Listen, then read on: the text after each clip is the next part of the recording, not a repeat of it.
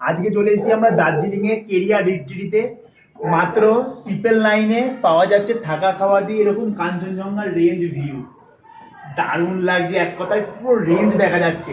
আসো ভিতরে, এটা হলো এদের রুম। এখান থেকে শুয়ে শুয়েও তোমরা এই কাঞ্চনজঙ্ঘা রেঞ্জ ভিউটা এখান থেকে বসে বসে দেখতে পারবে। দেখো কি সুন্দর লাগছে। তুমি জুম করে দিবি, ঠিক আছে একটুখানি। রুম জুড়ে পুরোটাই ভিউ, আর এই পাশ দিয়ে দেখতে পাচ্ছ পুরো দার্জিলিং শহর দেখা যাচ্ছে। আর এর সঙ্গে আছে অ্যাটাচ করা ব্যালকনি, এর সঙ্গে অ্যাটাচ করা আছে ওয়াশরুম, যার কন্ডিশনটা তোমরা দেখে নিচ্ছ এরকম পাওয়া যাচ্ছে। কোমোট আছে, গিজার আছে, আর এই হলো বেসিনের কন্ডিশন। আর এরকম তোমরা স্পেস পেয়ে যাবে ওয়াশরুমের।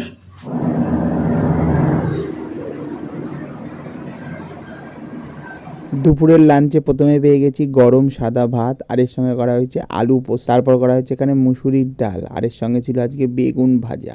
তো শেষ হয়ে গেছে, এবার পরে চাইলে পাওয়া যাবে। বাহ, ঠিক আছে দিন তাহলে।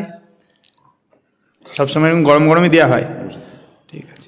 আর এই আলু পোস্তটাও সেরা হয়েছে, তো এটাও পরে নিয়ে নিলাম। এমনি সবজিও পরে দেওয়া হচ্ছে, তাই তো? বাহ। তারপর ছিল রুই মাছের ঝোল, একদম পাতলা করে করা হয়েছে।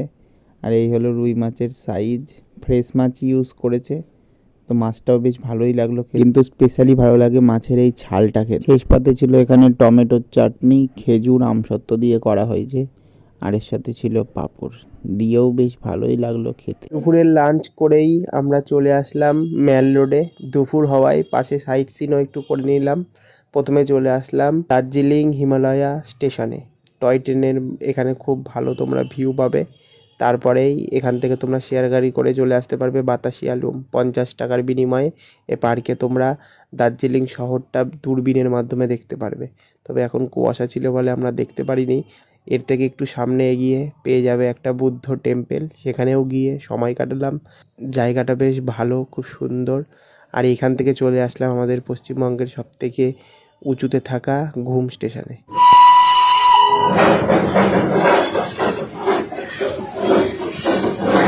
এরপর সন্ধে হতেই আমরা ম্যাল রোডে চলে আসলাম। কিছুটা সময় কাটিয়েই রুমে চলে আসলাম। রুমে এসেই তো পেয়ে গেছি এখানে ব্যালকনি থেকে দার্জিলিং শহরের পুরো ভিউ। রাতে টিম টিম করে জ্বলছে, দারুণ লাগছে, বেশ সেরা ভিউ, সেরা। রাত্রির ডিনারে তো ভাত নিয়ে নিয়েছি, আর এর সঙ্গে ছিল বাঁধাকপির সবজি, নর্মাল যেরকম হয় খেতে সেরকমই। তারপর ছিল এখানে মুসুরির ডাল, আর এর সঙ্গে দিয়েছে মশলা পাঁপড়। এই কম্বিনেশনটাই বেস্ট লাগে।